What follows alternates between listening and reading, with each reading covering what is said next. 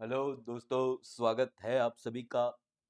सबसे पहले तो आप सभी से माफ़ी चाहता हूँ कि स्टडी 9 से 15 बहुत टाइम पहले आ गई थी, लेकिन मैं थोड़े दूसरे कामों में अटक गया था, तो ये थोड़ा रह गया है ना। I know you guys missed me, I also missed you a lot. Case study 9 सीधा स्टार्ट करते हैं, फटाफट से ख़त्म हो जाएगी, ईजी है, ठीक है। परंपरा, प्रतिष्ठा, अनुशासन अगर आप नहीं भूल गए हो तो सबसे पहले हम पढ़ेंगे रिक्वायर्ड पार्ट। आइए। The CFO says that the tax auditor wants to treat the loan of 5 lakhs to Shyam and advance to 2 lakhs to Shyamlal and company as deemed dividend. Is it appropriate? मतलब tax का question है, ठीक है। Okay sir. CFO states that the interest paid to MSME vendors is allowed as a business expenditure and should be reported accordingly in the tax returns. ये भी PGBP का tax का question है, ठीक है, देखते हैं। As per Ind AS 103, what is the date of acquisition of P&T Private Limited by M&A Private Limited for the purposes of business combination? Ind AS 103 business combinations का question है। Compute the amount of NCI of Sage Limited as on 31st March 23, ये भी business combination का question है। Whether Anu has a right to appoint alternate director in his absence, ये company law का question है, ठीक है। तो 5 MCQs है, 2 Ind AS, 2 tax, 1 company law. Descriptive ने क्या दिया है देखते हैं।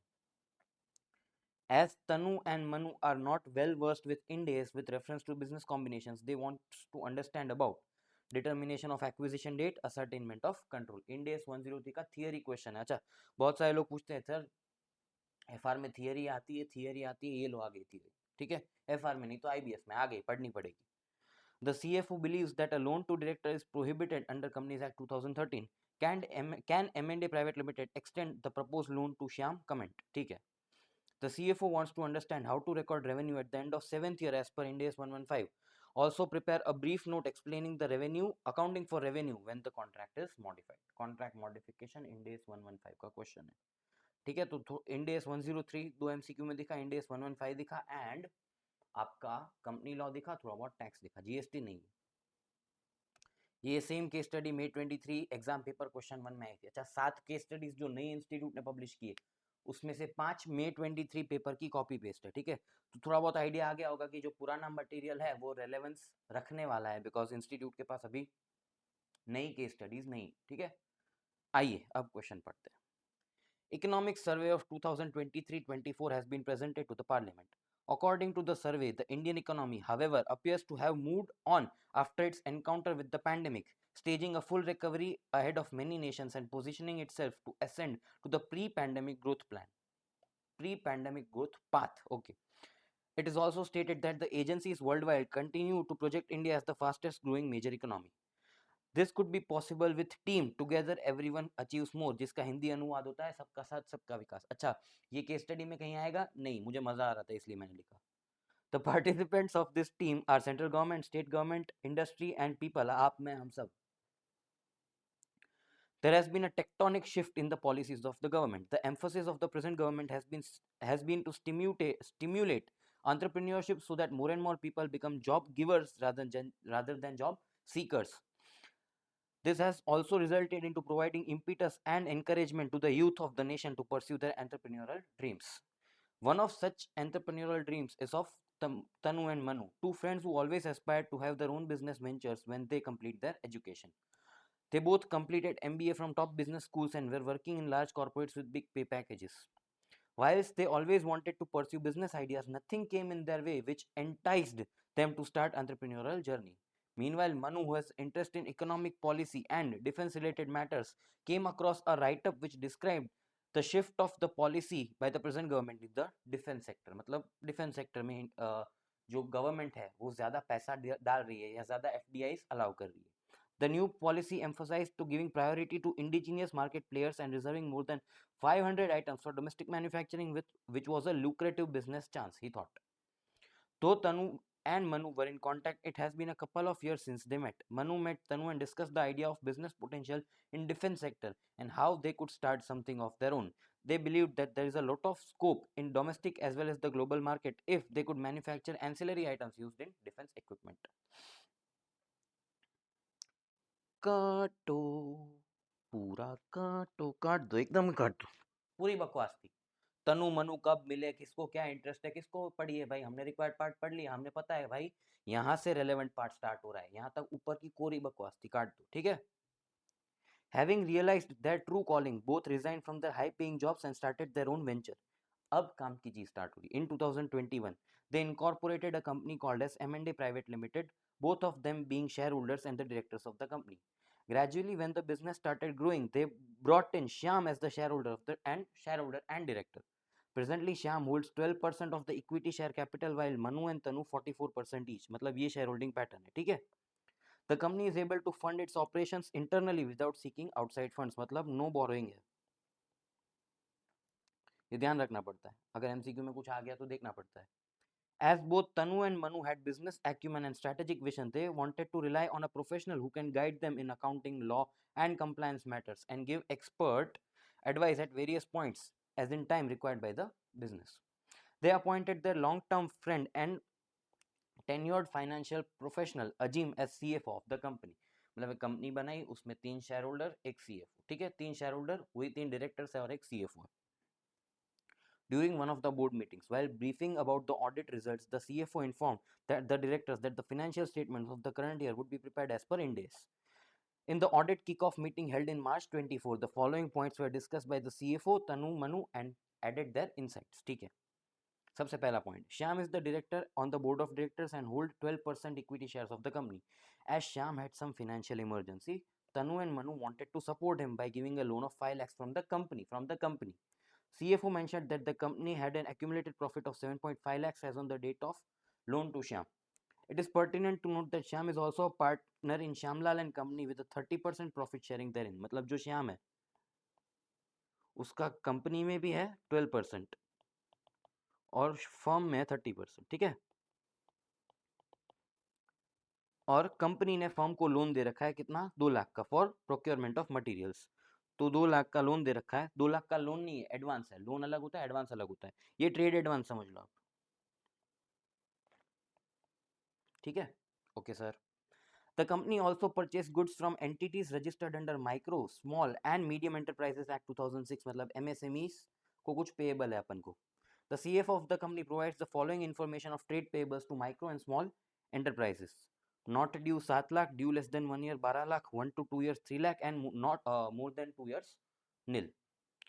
मतलब ये एजिंग है, MSME की एजिंग है. During the year, the company paid interest of 2.5 lakhs in the terms of Section 16 of the Micro, Small and Medium Enterprises Development Act 2006, and 1.5 lakhs were paid beyond the appointed day, and interest due of 10,000 was not paid. मतलब 2.5 लाख का interest पे किया, 1.5 लाख रुपए beyond appointed date पे किया और उसका 10,000 का इंटरेस्ट भी पे नहीं किया अभी तक. तीसरा, M&A Private Limited acquired 100% shares of another company, PNT Private Limited. The negotiations started on 1st January 23. Agreement was finalized on 1st March 23. While M&A Private Limited obtained the power to control PNT Private Limited's operations on 1st March 23, the agreement states that the acquisition is effective from 1st January 23, मतलब पहले से, and that M&A Private Limited is entitled to all profits after that date. In addition, the purchase price is based on PNT Private Limited's net assets as on 1st January 23. Final settlement of consideration was made on 1st May 23. मतलब negotiation 1st Jan 23 को start हुआ, agreement 1st March को हुआ, control 1st March को मिला with effect from 1st January और consideration 1st May को पे हुआ, ठीक है. हमें एक्विजिशन डेट फाइनलाइज करनी है. M&A Private Limited also holds 70% stake of issued share capital of CH Limited and 45% of issued redeemable preference shares. मतलब दूसरी कंपनी में 70% equity, 45% preference share M&A Private Limited के पास है. This acquisition was made on 31st December 23. Issued and paid up equity and preference share capital of Sage Limited as on 31st March 23, मतलब 3 महीने बाद, 15 and 5 crore respectively. The balance in the statement of P&L as on 31st March इधर 24 था, उसको 23 कर देना है, was 25 crore. Answer में उनको 25 crore लिया है, तो आपको 2024 का 2023 कर देना है. All the book values of assets and liabilities were same as the fair values except item of PPE. The carrying amount at the time of acquisition by M&A Private Limited of PPE was 3 crore and its fair value was 6.2. मतलब 3.2 करोड़ का upward revaluation है. No adjustment was made in the books of Sage Limited, of course. Anu is also director of M&A Private Limited, who was going on a world tour for a period of 5 months. In his absence, he wishes to appoint his friend Kumar as an alternate director of M&A Private Limited on his behalf. The AOA of the company allows to appoint alternate director. ठीक है. M&A Private Limited enters into a 7-year service contract with customer NP Limited for an amount of 21 lakhs, that is 3 lakh per year. The standalone selling price of 1-year contract inception of the contract was 3 lakh. मतलब जितना standalone price था उतने से ही contract किया. M&A Private Limited accounts for the contract as a series of distinct services. At the beginning of the 7th year, the parties agree to modify the contract as follows. Fees for the 7th year reduced to 2.7 lakh. NP Limited agrees to extend the contract for another 7 years for 16.80 lakhs, that is 2.4 per year. The standalone selling price of the 1-year service at the time of modification was 2.1. मतलब मैंने stand alone पे नहीं किया है इसको. ठीक है, required part हमने पढ़ लिया है. एक बार आप लोग पूरा पढ़ लो, then we will move to solution. ठीक है, फटाफट से पढ़ लिया. एमसीक्यूज करें फटाफट से. MCQ number 1. The CFO says that the tax auditor wants to treat the loan of 5 lakhs paid to Shyam and advance of 2 lakhs paid to Shyamlal and company as deemed dividend. Is it appropriate? अच्छा, deemed dividend का concept पढ़ा देता हूँ फटाफट से. आ जाइए. ला ला ला ला, आ जाइए आ जाइए आ जाइए. हाँ, ये रहा. ला ला ला ला. Taxation of deemed dividend section 2 subsection 22. नहीं सर, सबसेक्शन नहीं सर, उसको क्लॉज बोलते हैं. सेक्शन 2 क्लॉज 22 में, सेक्शन 2 क्लॉज 22 में आपका डीम्ड डिविडेंड डिस्कस होता है, जिसका सब क्लॉज है ई, जिसमें लोन्स एंड एडवांसेस को कब डीम्ड डिविडेंड माना जाएगा उसकी बात की गई है. तो ध्यान से देखना. एक क्लोजली हेल्ड कंपनी है. क्लोजली हेल्ड कंपनी मतलब जिसमें पब्लिक का पैसा इन्वॉल्व नहीं है. पब्लिक का पैसा इन्वॉल्व नहीं है. वो लोन या एडवांस देती है. क्या देती है? लोन या एडवांस देती है. किसको? 3 लोगों को. पहला, एक ऐसा शेयर होल्डर जिसके पास 10% या उससे ज्यादा वोटिंग पावर है. दूसरा, एनी कंसर्न, कोई भी कंसर्न जिसमें ये वाला शेयर होल्डर सिग्निफिकेंट इन्फ्लुएंस रखता है. क्या रखता है? Significant influence. सिग्निफिकेंट इन्फ्लुएंस मतलब अगर वो कंपनी है तो 20% इक्विटी, अगर वो फर्म है तो 20% पीएसआर, और अगर कोई और ऑर्गेनाइजेशन है, कोई और फॉर्म ऑफ ऑर्गेनाइजेशन है तो 20% इनकम ऑफ दैट कंसर्न. या तीसरा, ऐसे पर्सन के बिहाफ पे किसी थर्ड पार्टी को कोई भी पेमेंट वापस से. एक क्लोजली हेल्ड कंपनी है, लोन और एडवांस देती है. किन लोगों को? 3 लोगों को. शेयर होल्डर होल्डिंग 10% और मोर वोटिंग पावर, कोई भी कंसर्न जिसमें ऐसा शेयर होल्डर, कौन सा? ये वाला शेयर होल्डर सिग्निफिकेंट इन्फ्लुएंस रखता हो, और एक लोन और एडवांस और to any person on behalf of this person, to any person on behalf of this person. तो वो उस पर्सन के हाथ में, रेसिपिएंट के हाथ में डीम्ड डिविडेंड माना जाएगा. Deemed dividend. अच्छा, ऐसा प्रोविजन क्यों है उसका थोड़ा बहुत इंटेंट समझाता हूँ. पहले क्या होता था? डिविडेंड पे टैक्स लगता था, तो लोगों ने काइंड में डिविडेंड बांटना चालू कर दिया, तो गवर्नमेंट ने उस पर टैक्स लगा दिया. ऐसे बहुत सारे गवर्नमेंट ने पैतरे किए, फिर शेयर होल्डर्स ने पैतरे किए, मतलब असेसीज ने पैतरे किए. फिर लास्ट में इन लोगों ने क्या किया? ऐसी एक प्राइवेट लिमिटेड कंपनी बना देते थे और वहां से लोन उठाते थे और कभी रीपे नहीं करते थे.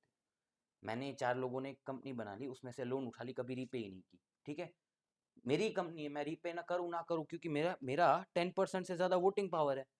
तो मैंने क्या किया, उसमें कभी लोन को रीपे ही नहीं किया, पैसे जेब में लेके घर चला गया. तो गवर्नमेंट ने बोला ऐसे कैसे, इस पे भी हम डीम्ड डिविडेंड मान के आपसे टैक्स लेंगे. अच्छा, डीम्ड डिविडेंड का अमाउंट क्या होगा? अमाउंट ऑफ लोन और एडवांस और accumulated profit which ever is lower. क्योंकि डिविडेंड कभी एक्यूमुलेटेड प्रॉफिट से ज्यादा नहीं हो सकता. डिविडेंड कभी एक्यूमुलेटेड प्रॉफिट से ज्यादा नहीं हो सकता. और ऐसे इस प्रोविजन के एक्सेप्शन में इन लोगों ने डाला है ट्रेड एडवांसेस. अगर मैंने ट्रेड एडवांसेस दिए तो इसको डीम्ड डिविडेंड नहीं माना जाएगा. वापस से, एक क्लोजली हेल्ड कंपनी लोन और एडवांस देती है 3 लोगों को. एक शेयर होल्डर को जिसका 10% से ज्यादा वोटिंग पावर है, एक कंसर्न को जहां पे इस शेयर होल्डर का सिग्निफिकेंट इन्फ्लुएंस है, या इस शेयर होल्डर के बिहाफ पे किसी भी पर्सन को लोन और एडवांस दिया जाता है, तो डीम्ड डिविडेंड माना जाएगा. कितना? To the extent accumulated profits. और उसमें क्या इंक्लूड नहीं होगा सर? Trade advances.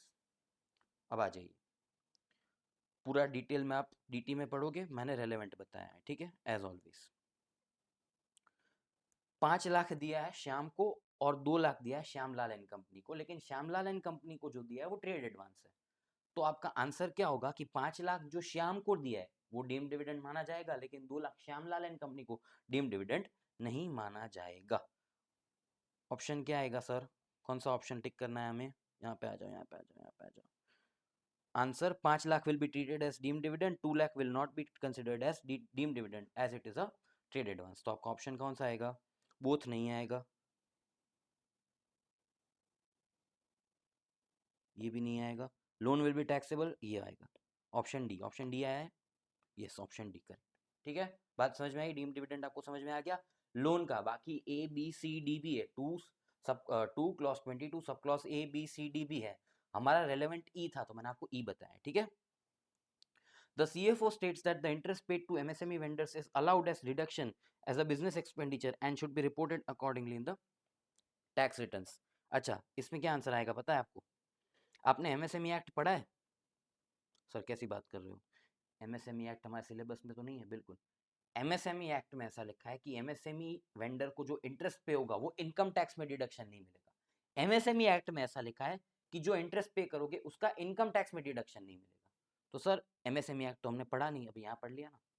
ऐसा प्रोविजन अगर वापस आया तो यहाँ से आंसर दे देना कि एमएसएमई एक्ट में ऐसा लिखा है कि इंटरेस्ट पेड टू एमएसएमई का इनकम टैक्स में डिडक्शन नहीं मिलेगा, डिडक्टेबल नहीं होगा, डिडक्टेबल नहीं होगा, will not be allowed as deduction from computation as the micro small and medium enterprises act specifically prohibits, देखो prohibits such deduction।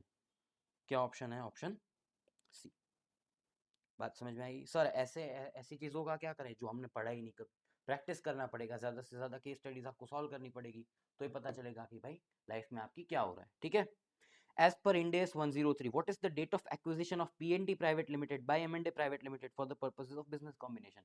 Ind AS 103 आप पढ़ोगे, उसमें साफ साफ ऐसा लिखा है कि date of acquisition is the date when transfer control is transferred. Control is transferred, control क्या होता है उसकी डेफिनेशन उसमें है, वो बाद में देखेंगे। कंट्रोल इज ट्रांसफर्ड, कंट्रोल कब ट्रांसफर हुआ था? 1 मार्च को। आंसर क्या आएगा? 1 मार्च।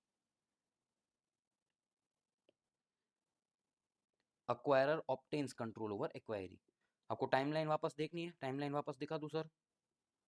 देखो, नेगोशिएशन हुआ था 1 जनवरी को, अग्रीमेंट हुआ था 1 मार्च को, पावर कब मिला था? 1 मार्च को। तो डेट ऑफ एक्विजिशन क्या होगी? 1 मार्च। ओके सर, बिल्कुल सर। फिर क्या पूछा है? Compute the amount of NCI of Sage limited as on 31 March 23। यहाँ आ जाओ, यहाँ आ जाओ, वापस से ला ला ला करते करते यहाँ आ जाओ।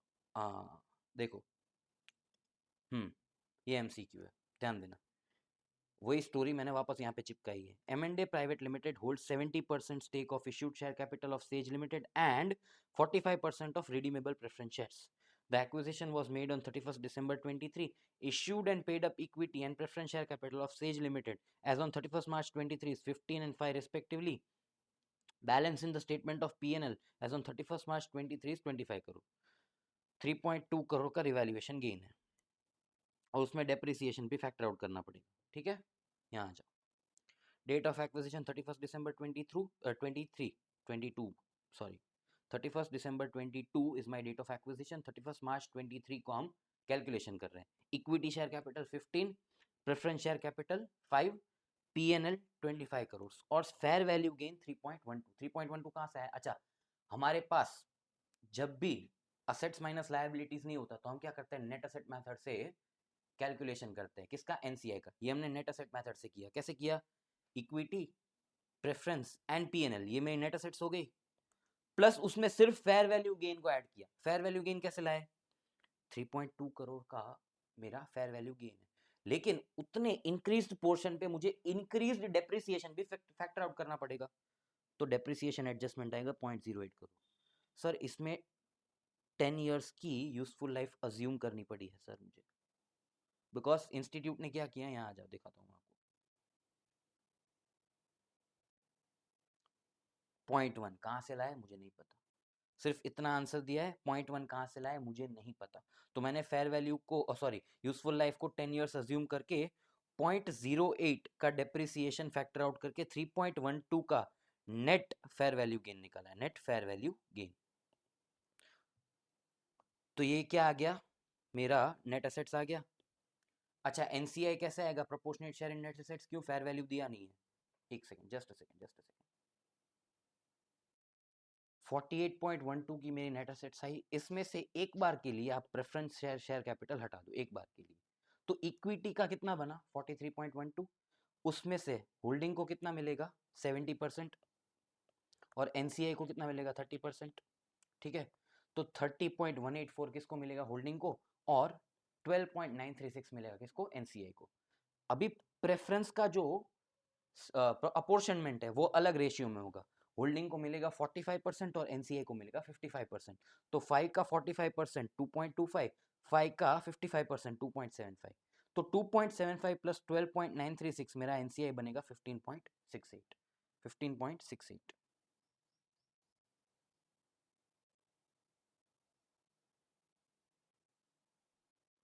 15.68 करोड़, ठीक है। इसमें एक चीज देखनी पड़ी कि जो यूजफुल लाइफ है, जब हम रिवैल्यूएशन का डेप्रिसिएशन फैक्टर आउट कर रहे थे तब यूजफुल लाइफ को 10 इयर्स अज्यूम करना पड़ा क्योंकि इंस्टीट्यूट ने कुछ नहीं दिया है, ठीक है। आंसर हमारा क्लोज है, तो we can go with forward with, ठीक है। Last MCQ, whether Anu has a right to appoint alternate director in his absence. अभी अल्टरनेट डायरेक्टर अपॉइंट करने का पावर होता है बोर्ड के पास, जो डायरेक्टर है उसके पास नहीं। अगर आप अपनी सबकी बोर्ड है, ठीक है, मुझे घूमने जाना है तो मैं बोलूंगा कि कल से मेरे बदले वो आएगा, तो ऐसा चलेगा क्या, बिल्कुल नहीं। बोर्ड ऑफ डायरेक्टर्स मेरे बदले किसी और को अपॉइंट करेंगे, तो मेरे पास राइट है ना, किसके पास है, बोर्ड के पास, ठीक है। Kumar can not be appointed as alternate director since absence, ये नहीं है। Claim made by Anu is not valid as the authority to appoint alternate director rests with the board of directors only subject to articles of association। मतलब simply ऐसा सोचो कि मुझे घूमने जाना है तो मैं बोलूंगा कल से मेरे बदले वो आएगा, तो चलेगा नहीं। कौन डिसाइड करेगा, बोर्ड, मेरे बदले किसको अपॉइंट करना है, ठीक है। ये आपके एमसीक्यूज हो गए। We will move to descriptive questions, बहुत इजी, आ जाओ। चलिए लास्ट पोर्शन पे आ जाता है, डिस्क्रिप्टिव पार्ट में। As Tanu and Manu are not well versed with Ind AS with reference to business combinations, they want to understand about acquisition date का determination कैसे होता है, कंट्रोल कैसे ascertain होता है। अच्छा, यहाँ पे सिर्फ अंडरस्टैंड अबाउट बोला है तो डेट्स का या रेफरेंस देना है, बिल्कुल सिंपल, आपको इंड एस में क्या लिखा है वो समझाना है, ठीक है। यहाँ पे आ जाओ।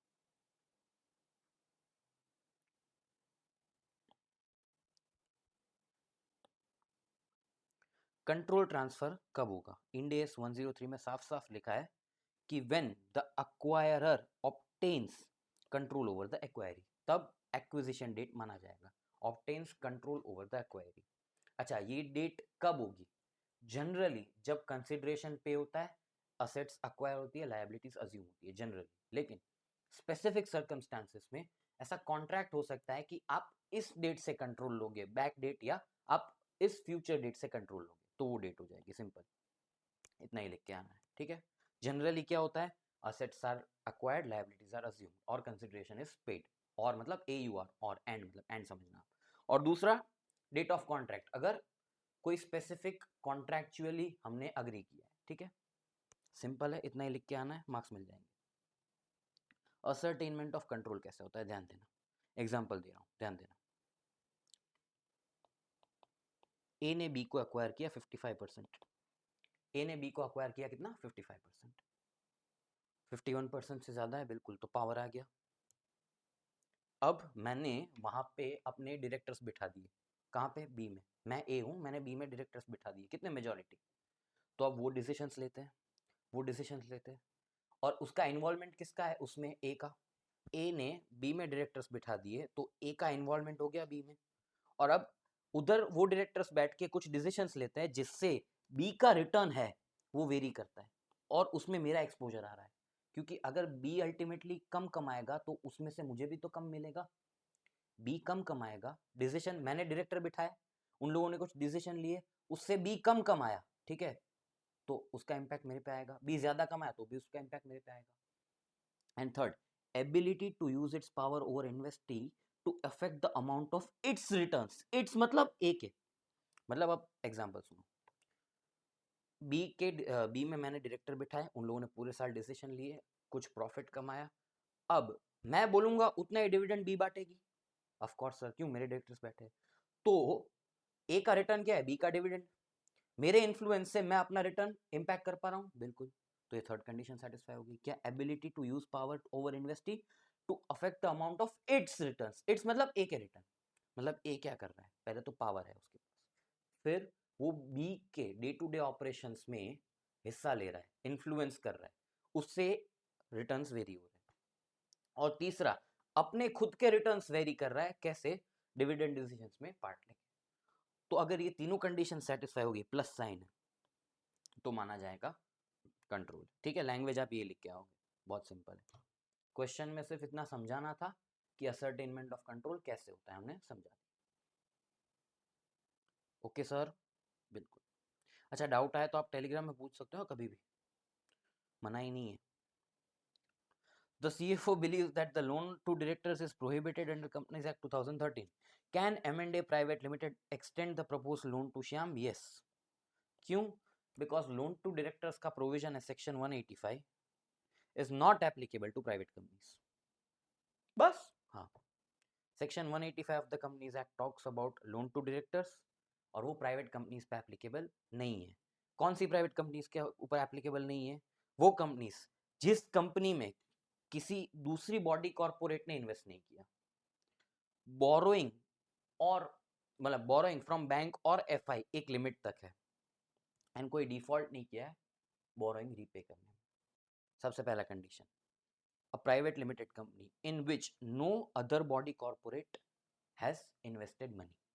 दूसरा, a private company whose borrowings from bank, financial instruments, financial institutions or others is lower of twice of the paid up share capital or 50 crore, whichever is lower. And तीसरा, no default in repayment of borrowings. अगर ये तीनों condition satisfy हो जाती है तो section 185 का exemption मिल जाएगा किसको? प्राइवेट कंपनी को। The company satisfied all these conditions and hence it is exempt from section 185. क्यों? बोरोइंग्स तो है ही नहीं, ऊपर हमने नोट किया था नो बोरोइंग कंपनी है, in which no other body corporate has invested. क्यों? 44 और 12% है, किसका? तीनों का ratio. And no default in repayment of borrowings, borrowings है ही नहीं तो डिफॉल्ट कैसे होगा?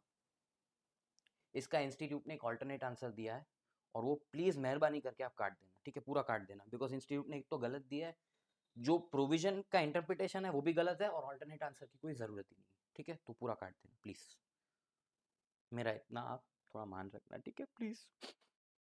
लोन टू डायरेक्टर समझ में आया? तीन कंडीशंस कौन सी? किसी और ने इन्वेस्ट नहीं किया, बोरोइंग एक लिमिट तक है, कौन सी limit? Twice of paid up share capital और 50 crore whichever is lower, और तीसरा कोई रिपेमेंट में डिफॉल्ट नहीं हुआ है। अगर ये तीनों कंडीशन सेटिस्फाई होगी तो मुझे सेक्शन 185 से एग्जेम्पशन मिल जाएगा, hence I can give loan to Shyam, ठीक है, वो डीम्ड डिविडेंड माना जाएगा, दोनों मिक्स मत कर देना, ठीक है, कंपनी लॉ में ये अलाउड। तीसरा लास्ट क्वेश्चन, इसका थोड़ा डिस्कशन मुझे आपके साथ करना है, ठीक है, आ जाओ। तीसरा क्वेश्चन क्या है sir? The CFO wants to understand how to record revenue at the end of 7th year as per section as per Ind AS 115. Also prepare a brief note explaining the accounting for revenue when the contract is modified. Contract modification सुन लेना, समझा रहा हूँ, contract modification सुन लेना, समझा रहा हूँ, ठीक है। हम दोनों का कॉन्ट्रैक्ट हुआ, क्या? आपका मेरा, ठीक है। इंस्टीट्यूट ने इनिशियली 8 केस स्टडीज पब्लिश की थी, ठीक है। आप आए मेरे पास, आपने बोला सर करवा दो, मैं कहा ठीक है, 8,000 रुपये लूंगा। कितने? 8,000 रुपये, क्योंकि मैं पर केस स्टडी आपसे 1,000 रुपये चार्ज करता हूँ। आपने बोला औकात से बाहर बोल रहा हूँ, मैं कहा इतना ही लगेगा, आपने बोला ठीक है।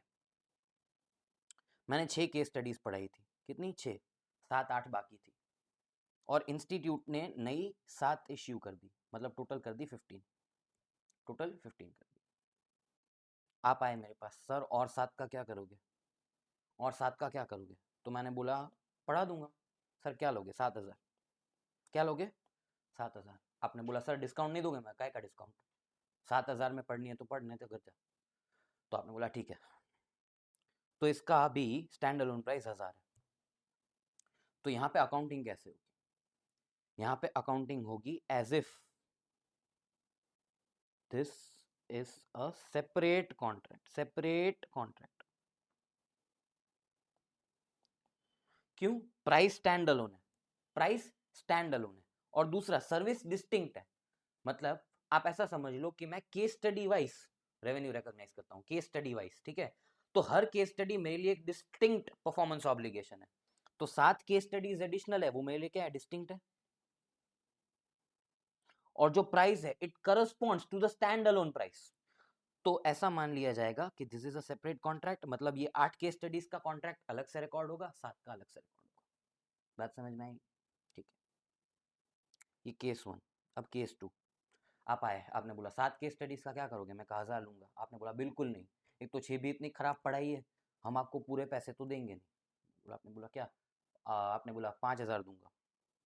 हमने बोला 5000 दूंगा। मैं कहा नहीं पोसाएगा। कहता है पढ़ा और 5000 ही लेगा तू। मैंने बोला दादागिरी कर रहे हो? आपने बोला हाँ। आपने कट्टा निकाल लिया। मैंने कहा ठीक है ठीक है ठीक है, पढ़ा ठीक है ठीक है। तो यार कैलसी भूल गया, ठीक है चलो। तो मतलब सर्विसेज डिस्टिंक्ट है, सर्विसेज डिस्टिंक्ट है, लेकिन जो कंसिडरेशन है it does not correspond to the stand alone price. Services distinct है, लेकिन जो कंसिडरेशन है it does not correspond to the stand alone price. तो आप क्या करेंगे, ध्यान देना। मैंने क्या बोला, सर्विसेज डिस्टिंक्ट है, कंसिडरेशन स्टैंड अलोन नहीं है। तो मुझे क्या करना है, मेरा कितना रेवेन्यू रिकॉग्निशन बाकी है अभी तक। तो 6 केस स्टडी का 6000 मैंने बुक कर दिया है, तो 2 का 2000 बाकी है। 2000 कितनी, 2 केस स्टडी का। और मुझे एडिशनल कितना मिलने वाला है, 5000 कितनी, 7 केस स्टडी का। तो मुझे टोटल कितने मिलने वाले, 7000 कितने, आने वाली 9 केस स्टडीज का।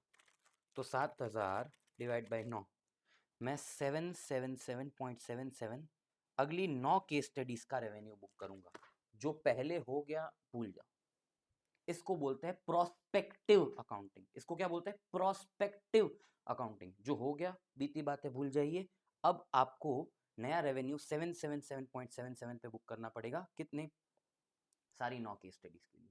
क्यों, यहाँ पे सर्विस डिस्टिंक्ट है, लेकिन जो कंसिडरेशन एडिशनल आ रहा है it does not correspond to the stand alone price of the service. बात समझ में आई? ठीक है सर। तीसरा केस। अब तीसरा केस ध्यान देना, तीसरा केस थोड़ा डिस्कस करने जैसा है, ठीक है। 7 केस स्टडी आई, लेकिन 7 केस स्टडी के साथ कोई और आ गई, क्या, फैकल्टी। और आप सब वहां चले गए, ठीक है। तो आपने बोला कि सर आप एक काम करो, सब भूल जाओ, नई केस स्टडी हम नए वाले फैकल्टी से, नई वाली फैकल्टी से पढ़ लेंगे। आप सिर्फ हमें 2 केस स्टडीज कराओ, वो भी सिर्फ एमसीक्यू, क्योंकि डिस्क्रिप्टिव आपको नहीं आता। मैं कहा है आप ऐसा मेरा दिल तोड़ रहे हो। बोला ठीक है, हम तो नई फैकल्टी के पास ही जाएंगे, 2 के सिर्फ एमसीक्यू कराओगे, सिर्फ एमसीक्यू, और हम आपको 1000 रुपये से ऊपर 1 रुपया नहीं देंगे। मैं क्या बात कर रहे हो, पागल हो गए? हाँ, 2 केस स्टडी के एमसीक्यू कराओ, 1000 रुपये लो, भागो। मैं क्या, ऐसा मत करो यार। नहीं, मैंने बोला ठीक है। तो यहाँ तो सर्विस भी डिस्टिंक्ट नहीं है और कंसिडरेशन भी स्टैंड अलोन नहीं है। क्यों, मेरी एक पूरी केस स्टडी मेरा एक सर्विस, एक परफॉर्मेंस ऑब्लिगेशन था, उसका एमसीक्यू तो अलग सर्विस हो गई। तो मुझे अब यहाँ पे क्या करना है, यहाँ पे मेरा आएगा रेट्रोस्पेक्टिव अकाउंटिंग। क्या आएगा सर, रेट्रोस्पेक्टिव अकाउंटिंग। कैसे आएगा, ध्यान देना। अभी तक मैंने रेवेन्यू कितना बुक कर लिया है, 6000, और इंक्रीज्ड रेवेन्यू आएगा कितना, 1000। टोटल आएगा कितना, 7000। 6 केस स्टडी, 2 एमसीक्यू, 8। तो मेरा एवरेज रेवेन्यू कितना आएगा, 7000 डिवाइड बाई 8, 875। इस रेट के हिसाब से मेरा रेवेन्यू कितना होना चाहिए था, 875 इंटू 6, 5250। मैंने अभी तक रेवेन्यू बुक कितना कर लिया है, 6000। तो मेरा रिवर्सल आएगा 750 का। रेट्रोस्पेक्टिवली मुझे रिवर्स करना पड़ेगा रेवेन्यू। और अब मैं कितना रेवेन्यू बुक करूंगा, कितना रेवेन्यू बुक करूंगा, 875 इंटू 2, 1750। तो मेरा जो पुराना रेवेन्यू था 6000, वो कितना हो गया, 5250, प्लस में 1750 बुक करूंगा, एडिशनल 2 के एमसीक्यू कराऊंगा तो मेरा टोटल हो जाएगा 7000। बात समझ में आई? मैं इसको कैसे समझा था, सिंपल, मैंने ऐसा सोचा था, दोनों चीजें चेंज हो रही है, एक चीज चेंज हो रही है, एक भी चीज चेंज नहीं हो रही। 2 चीजें चेंज हो रही है, एक चीज चेंज हो रही है, एक भी नहीं हो रही। जब दोनों चीजें हो रही है तो रेट्रोस्पेक्टिव, एक हो रही है प्रोस्पेक्टिव, दोनों नहीं हो रही है सेपरेट कॉन्ट्रैक्ट। देखो यहाँ पे ध्यान दो, यहाँ पे दोनों चीजें चेंज हो रही है, रेट्रोस्पेक्टिव। यहाँ पे सिर्फ एक चीज चेंज हो रही थी, क्या, ये वाली, स्टैंड अलोन प्राइस नहीं था, तो प्रोस्पेक्टिव। और यहाँ पे कुछ चेंज नहीं था, स्टैंड अलोन प्राइस भी था, डिस्टिंक्ट सर्विसेज भी थी, तो सेपरेट कॉन्ट्रैक्ट। बात समझ में आई? बिल्कुल सर। ये समझ लिया आप, कुछ नहीं है, ध्यान दो। M&A Private Limited enters into a 7-year service contract with customer NP Limited for an amount of 21 lakhs, that is 3 lakh per year. The standalone selling price of 1-year contract inception was 3 lakh. M&A Private Limited accounts for the contract as a series of distinct services. At the beginning of the 7th year, the parties agree to modify the contract as follows. 7th year में 2.7 लाख हो गया, जबकि उसका stand alone 2.1 था, and additional 7 साल 16.80 लाख में मैंने agree किया. तो यहाँ पे ध्यान दो, 2 3 4 5 6, 1 2 3 4 5 6 7. At the beginning of 7th year यहाँ पे मॉडिफिकेशन हुआ है. क्या हुआ है? 2.7 लाख हो गया और 7 साल के लिए कॉन्ट्रैक्ट एक्सटेंड हो गया एट 16.80 लाख. 16.80 डिवाइड बाई 7 करोगे तो आपका 2.4 आएगा एवरेज, और मेरा जो स्टैंड अलोन था वो 2.1 था. तो यहाँ पे सर्विसेज डिस्टिंक्ट है बिल्कुल, बिकॉज जो 1 साल है वो मेरा एक परफॉर्मेंस ऑब्लिगेशन है, तो मैं पर ईयर एक साल का रेवेन्यू बुक करता हूँ. तो सर्विस डिस्टिंक्ट है बिल्कुल, एडिशनल 7 साल. लेकिन जो कंसिडरेशन है क्या वो स्टैंड अलोन है? नहीं.